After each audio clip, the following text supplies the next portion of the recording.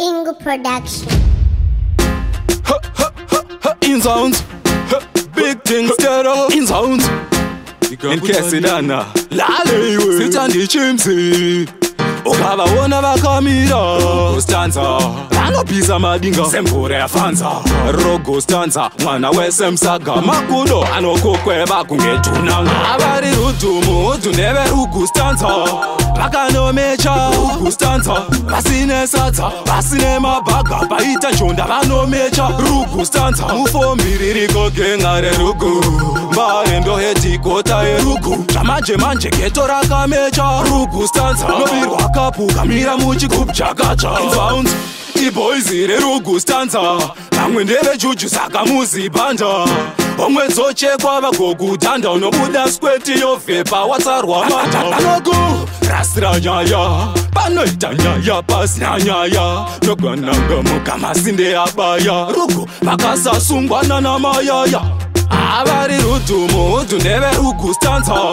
Bakano mecha Rugu Stanza Basine sata Basine mabaga Baita chonda bano mecha Rugu Stanza Mufo miririko gengare Rugu Mbarendo heti kota e Rugu Chamaje manje ketora kamecha Rugu Stanza Nobirwa kapu kamira muchikup chakacha Ndebe ngunzu maskat ndebe Rugu Mara basiye se shumba ya bata kudu Bakambo zaragia box ire munu That's why boss Bingu pa garage abadi munu Mumwe yakabirwa mota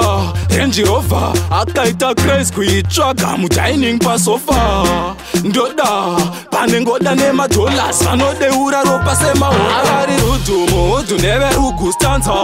Bakano mecha Rugu Stanza Basine sata Basine mabaga Baita chonda bano mecha Rugu Stanza Mufo miririko gengare Rugu Mbarendo heti kota e Rugu Chamaje manje ketora kamecha Rugu Stanza Nobirwa kapu kamira muchikup chakacha Sounds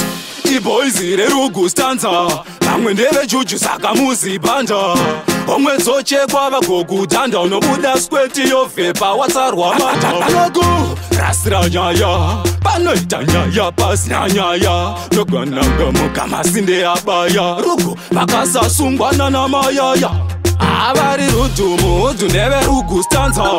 Bakano mecha Rugu Stanza Basine sata Basine mabaga Baita chonda bano mecha Rugu Stanza Mufo miririko gengare Rugu Mbarendo heti kota e Rugu Chamaje manje ketora kamecha Rugu Stanza Nobirwa kapu kamira muchikup chakacha Bingu production.